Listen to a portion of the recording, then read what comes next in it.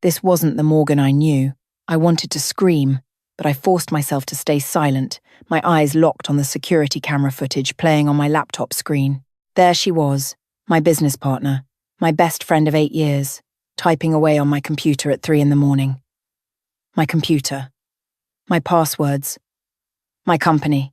I'd built Cloud Nest from nothing, started in my garage 5 years ago with just a laptop and a dream to revolutionize small business cloud storage. Morgan joined me 2 years in, invested her savings, became my co-founder.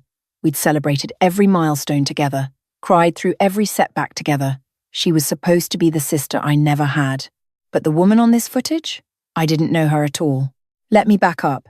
It started 3 weeks ago, though looking back now, I should have noticed things sooner.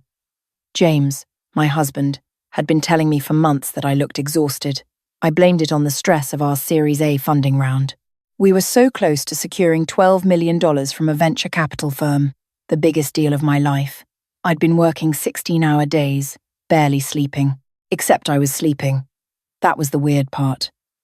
I'd go to bed at 11, sleep straight through to 7, and wake up feeling like I'd run a marathon. My body ached. My head pounded, and I could never remember my dreams, which was unusual for me. I've always been a vivid dreamer. Maybe you're grinding your teeth, James suggested one morning, watching me massage my temples. Or you need a new mattress. I'd nodded, taken another ibuprofen, and headed to the office. Our office was a converted warehouse in downtown Austin, open floor plan, exposed brick, all the startup cliches. Morgan and I had desks facing each other, partners in everything. We used to joke. That Tuesday morning, 3 weeks ago, was when I first noticed something off. I pulled up our financial dashboard, my daily routine, expecting to see our usual burn rate. But the numbers didn't match what I remembered from Friday. We were burning through cash faster than projected, not by much, just enough to make me frown. Hey, Morgan, I called across our desks. Did we have any unexpected expenses this weekend? The projections are off by about $8,000. She barely glanced up from her phone. Oh, yeah, I had to pay that security consultant early. Remember? The one doing our compliance audit for the funding round. I didn't remember. But then again, I'd been so foggy lately. Right, of course. But it nagged at me all day. That night, I went through our expense reports. There was a payment to Apex Security Consulting for $8,000. I Googled them. No website. No LinkedIn presence. No nothing. Morgan, I said the next morning, keeping my voice casual. Can you send me the contract with Apex Security? I want to review it before our funding meeting. Sure, I'll dig it up, she said, not meeting my eyes. It's on my home computer. I'll send it tonight. She never sent it. That's when the knot in my stomach started forming. I'm not a paranoid person by nature. I believe in trusting people, until they give you a reason not to. But something felt wrong. James noticed my distraction that evening. You okay, Becca? Just work stuff, I said, staring at my phone. I'd sent Morgan a follow-up text about the contract. Read at 8:47 p.m. No response. You want to talk about it? I did. I told him about the payment, the missing contract, the weird feeling I couldn't shake. James is a lawyer, works in corporate litigation. He listened with that careful attention he gives depositions. It's probably nothing, he said finally. But if you're concerned, you could check the office security footage. Don't you have cameras? We did. We'd installed them 6 months ago after a break-in in the building next door. I'd honestly forgotten about them. They were just there, recording to a cloud server, something we never looked at. That night, I couldn't sleep. Not the foggy, exhausted inability to sleep I'd been experiencing. This was different. Alert. Anxious. At 2 a.m., I gave up, went downstairs to my home office, and logged into our security system. I started with last weekend, fast-forwarded through Saturday and Sunday. Empty office, nothing unusual. Then I checked Friday night, after we'd both left at 6 p.m. At 11:43 p.m., the motion sensors triggered. Someone entered through the front door. The cameras were positioned to cover the main space, and the image quality was decent even at night. It was Morgan. My heart started pounding. Okay, I told myself. Maybe she forgot something. People come back to the office. Except, she didn't head to her desk. She went straight to mine. I watched as she sat in my chair, powered on my computer, and started typing. For 3 hours. At 2:51 a.m., she finally left. I checked Thursday night. Same thing. Wednesday, Tuesday. Going back 2 weeks, she was there almost every night. 3, 4, sometimes 5 hours, always at my computer. How was she accessing it? I had password protection, 2-factor authentication. Then I remembered. We'd shared passwords for emergency access, just in case one of us was unreachable and something urgent came up. It was supposed to be a practical business decision, partners trusting each other. My hands were shaking as I made coffee. The sun was coming up. I had to be at the office in 3 hours for a team meeting. I needed to think clearly. What was she doing on my computer? Stealing data? But why? We owned the company together, 50-50. Everything was already shared between us. Unless it wasn't about the company. I opened my banking app. Personal account, not business. Everything looked normal. Credit cards, fine. Then I noticed something. My credit score had dropped. Not dramatically, but 12 points in the last month. I'd had excellent credit my entire adult life, never missed a payment. I pulled my credit report. There it was. A hard inquiry from American Express 2 weeks ago. I hadn't applied for any credit cards. Another inquiry from Chase Bank. Another from Capital One. Someone was trying to open accounts in my name. I felt sick. Walked to the bathroom, splashed cold water on my face, looked at myself in the mirror. When had I become so tired looking? The dark circles under my eyes, the hollowness in my cheeks. James had mentioned it, but I'd brushed it off as startup stress. What if it wasn't stress? I went back to my laptop, pulled up Amazon, searched my order history. There. 3 weeks ago, an order I didn't remember placing. Herbal sleep supplements, maximum strength, nighttime formula, delivered to the office. I never took sleep supplements. I was religious about avoiding anything that made me drowsy. But Morgan had been making us afternoon smoothies, part of her new wellness initiative for the company. She'd bought a high-end blender, kept it in our office kitchen, made these elaborate concoctions with kale and berries and protein powder. I'd thought it was sweet. We're building something together, she'd said. We need to stay healthy. I'd been drinking those smoothies every afternoon around 3 p.m. And every evening after, I'd feel that wave of exhaustion hit me around 9 p.m. Oh God, I ran to the bathroom again. This time I did throw up. When James found me 20 minutes later, I was sitting on the bathroom floor, laptop open, surrounded by printouts of credit reports and security footage screenshots. Becca, what's wrong? I told him everything. Watched his expression shift from concerned to angry to cold. That lawyer face he makes when he's processing something serious. We need to call the police, he said. And tell them what? That my business partner is on my computer at night? We share passwords, James. Legally she has access. And the credit inquiries, the smoothies, I can't prove anything. The sleep supplements that I could have ordered myself and forgotten about because I was drugged. You see the problem? He was quiet for a long moment. What do you want to do? I want to know what she's doing, what she's really after, because none of this makes sense. If she wanted the company, she could just push me out. We're 50-50 partners. If she wanted my money, my personal accounts don't have that much. So what is she doing? You need evidence, James said. Real evidence. And you need to be careful. He was right. For the next week, I became someone I didn't recognize. I stopped drinking the smoothies, dumping them in the office bathroom sink when Morgan wasn't looking. I started documenting everything. Screenshots, printouts, backups of backups. I installed a keylogger on my own computer, hidden in the system files, tracking every keystroke when she used it at night. And I kept acting normal. That was the hardest part. Smiling across the desk at her, laughing at her jokes, discussing our funding round like we were still partners, still friends. You look better, she said on day 5. More energized. I started taking vitamins. I lied. You inspired me with the wellness stuff. She smiled, but something flickered in her eyes. Concern? Suspicion? That night, I reviewed what the keylogger had captured. She was accessing my email, reading every message. She'd found my conversation with the VC firm, knew exact details of the funding deal, but she was also accessing something else, my personal email, the one I used for family and friends. She'd been responding to emails. As me, I felt cold reading through them. A message to my mother. So sorry. Too busy to talk this week. My mum had mentioned feeling hurt that I was avoiding her calls. I hadn't been avoiding her. Or, I thought I hadn't, but with the sleep supplements, maybe I had been too foggy to notice Morgan managing my communications.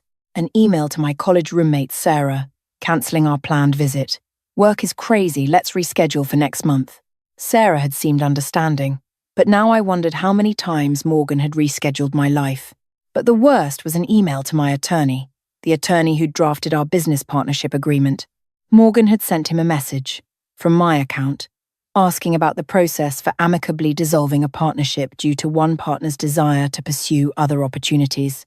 She was setting up a narrative, making it look like I wanted out, like I was unreliable, distant, checking out of the business. My phone buzzed. Text from an unknown number. We need to talk. About Morgan. It's urgent. Linda Prescott. I stared at the message. Linda Prescott. The name was familiar, but I couldn't place it. I Googled her. What came up made my blood run cold. Linda Prescott had founded a fintech startup in San Francisco 4 years ago. Successful Series A funding, rising star in the industry. Then, mysteriously, she'd stepped down from her own company, citing personal health reasons. The company had been taken over by her co-founder, a co-founder named Morgan Fletcher. Morgan had been using her maiden name back then, Fletcher, not her married name Hayes that she used now. But the photo in the article was unmistakably her. Same sharp features, same confident smile. I called the number. Linda Prescott speaking. This is Rebecca Chen. You texted me? Oh, thank God. Her voice was shaky, relieved. I've been trying to figure out how to reach you for weeks. I saw an article about your funding round, saw Morgan's name, and I had to warn you. Warn me about what?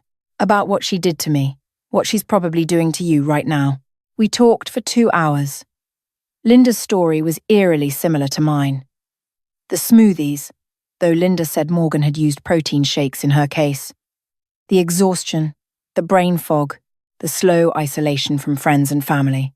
And then, when Linda was at her most vulnerable, Morgan had convinced her to sign documents. Just routine business stuff, Morgan had said. You're too tired to deal with this now. I'll handle it. Those documents had transferred Linda's voting shares to Morgan, given Morgan power of attorney, essentially handed over control of everything Linda had built. By the time I realized what happened, it was too late, Linda said. I tried to fight it legally, but I'd signed everything, my own signature. And Morgan had created this whole paper trail making me look incompetent, mentally unstable. Emails I supposedly sent, decisions I supposedly made. I lost everything. How did you get out? I didn't. Not really. I took a settlement. Walked away with almost nothing rather than fight a battle I couldn't win. Morgan got my company, my technology, everything. She ran it for another year, then sold it for $40 million. I felt dizzy. So, she's done this before. You're not the first, Rebecca. And the terrifying thing? I found 2 other women. Same pattern. Morgan finds a talented female founder, becomes their friend, their partner, then systematically takes over their life and their business. She's like a corporate serial killer. After I hung up with Linda, I sat in my car in the office parking lot, too shaken to go inside. James called 3 times before I answered. Come home, he said. Right now. We're calling the police. With what evidence? Linda signed documents willingly. The other women probably did too. Morgan is too smart to leave obvious tracks. Then what's your plan? I looked up at our office windows, saw the lights on. Morgan was in there, probably at my computer right now, crafting her next move. I'm going to catch her, I said, but I need your help. Over the next 2 days, James and I built a trap. First, I went to my doctor, told her about my symptoms. She ordered blood work. Sure enough, traces of sedatives in my system. I got it documented, signed, dated. Then I visited my attorney, showed him the email from my account asking about dissolution. He confirmed he'd been confused by it, since I'd never mentioned wanting to leave the company in person. More documentation. James helped me set up additional hidden cameras in the office, ones Morgan didn't know about. Better angles, audio recording. Everything encrypted and backed up to a server she couldn't access. Then, the bait. I sent an email to our lead VC, from my legitimate personal email that Morgan didn't know about, expressing some concerns about the partnership structure. Nothing dramatic, just enough to create questions. I CC'd my attorney, made sure Morgan would see it when she accessed my main email at night. That evening, I told Morgan I wasn't feeling well and left the office at 4 p.m, but I didn't go home. I went to a coffee shop 3 blocks away and watched the security cameras on my phone. At 7:15 p.m, Morgan left, locking up. At 9:32 p.m, she came back. Went straight to my computer. I watched her pull out a USB drive, start copying files. Not just work files. Everything. My passwords, my personal documents, my tax returns. She was downloading my entire digital life. Then she opened my desk drawer. I'd left it unlocked. She took out my signature stamp, the one I used for routine business documents. Pulled out a folder of papers from her bag. Started stamping. I couldn't see what the documents were from the camera angle, but I could guess. Power of attorney, share transfer agreements. Maybe even something to do with my personal assets. I called Detective Sarah Chen. No relation, but I'd found her through Linda, who'd mentioned a detective in Austin who specialized in corporate fraud. Detective Chen had been skeptical at first, but when I sent her everything I'd gathered, she'd agreed to help. "Are you getting this?" I asked quietly into my phone. "Every second," Detective Chen confirmed. "I'm 5 minutes away with a warrant. We've been monitoring since she entered the building." She's stamping documents, forging my signature. "We see it. Rebecca, you need to stay where you are. Don't come back to the office until I call you." Those were the longest 15 minutes of my life. I watched on my phone as police entered the building, saw Morgan's face when they walked into the office. She tried to play it cool at first, claimed she'd come back to get some files. But when they asked about the documents, the USB drive, the signature stamp, her story fell apart. Detective Chen called me at 10:47 p.m. "You can come down to the station now.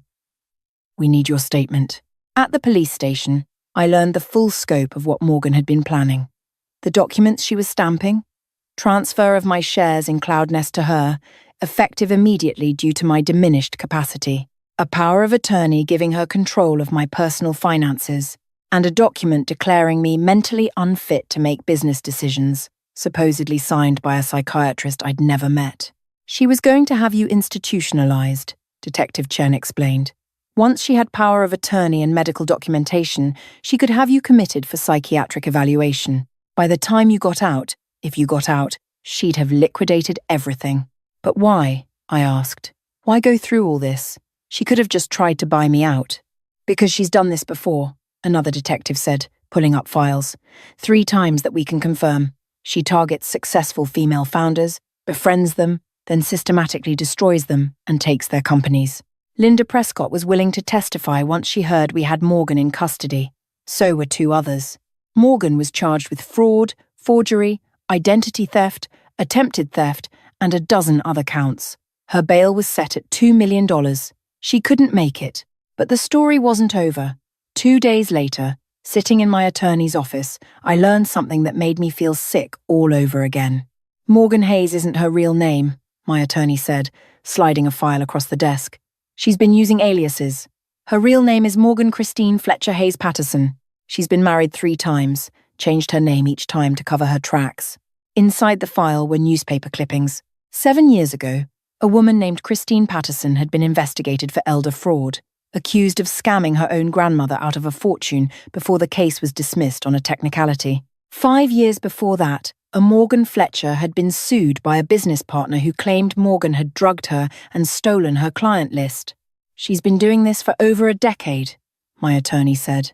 "Small scale at first, then bigger and bigger as she perfected the technique." I thought about how easily she'd befriended me, how naturally she'd fit into my life, how I'd trusted her completely. "The funding deal?" I said suddenly. "What happens to that?" "That's up to you. The VCs know what happened. They're willing to restructure the deal with just you as founder." $12 million. The deal I'd worked years to secure. But I'd have to do it alone now, without my partner, without my friend. Except she'd never really been either of those things, had she? I said yes to the funding. Built CloudNest back up, hired a new COO, someone I vetted extensively. James made sure of that. We implemented new security measures, new oversight, new systems to prevent what happened to me from happening again. But the real change came 6 months later. Linda Prescott called me. "I'm starting a support group," she said, "for women who've been through what we went through. Business fraud, betrayal by partners, identity theft. We're calling it Phoenix Founders. Rising from the ashes, you know? I love that. Would you speak at our first meeting? Share your story?" I did. There were 12 women in that room, each with their own nightmare story of betrayal and business fraud. By the end of the night, we'd exchanged resources, attorney contacts, and most importantly, support. Phoenix Founders grew. We created a database of warning signs, red flags to watch for in business partnerships. We offered mentorship to women starting companies, teaching them how to protect themselves legally and financially. We partnered with law enforcement to train officers on business fraud patterns, and we caught 2 more predators like Morgan. Women who reached out to our group, suspicious of their partners, turned out to be right. We helped them gather evidence, press charges, protect their companies. I still run CloudNest. We're profitable now, growing steadily. James jokes that I'm more paranoid than he is now, and he's a lawyer. He's not wrong. I background check everyone. I never share passwords. I have security measures on top of security measures. But I also have Phoenix Founders. I have Linda and the other survivors. I have a network of women who understand what it's like to be betrayed by someone you trusted completely and who came out stronger on the other side. Morgan is serving 8 years for her crimes against me and the others. She'll be eligible for parole in 5. When that day comes, we'll be ready. Linda and I have already contacted every business publication, every networking group, every funding organization in the country. Morgan's face, her real name, her aliases, her methods, all documented and distributed. She won't be able to do this to anyone else. People ask me if I regret trusting Morgan, if I regret letting someone into my business and my life so completely. The truth is, I do regret it. I regret the pain, the fear, the months of recovery. I regret the therapy sessions, the nightmares, the way I still sometimes freeze when someone offers to make me a smoothie. But I don't regret becoming the person I am now. Stronger, smarter, more careful. I don't regret Phoenix Founders or the women we've helped. I don't regret learning that trusting people is important, but verifying that trust is essential. And I definitely don't regret the moment I looked at that security footage and decided not to be a victim. That moment when I realized the woman on my screen wasn't my friend, wasn't my partner, was actually a predator who'd chosen the wrong target. Because I fought back. I documented everything. I built a case. I protected myself and others. Morgan thought she'd found another easy mark, another brilliant woman she could manipulate and destroy. Instead, she found someone who refused to disappear quietly. That's the thing about phoenixes. We don't just survive the fire. We rise from it, and we make sure others never have to burn at all.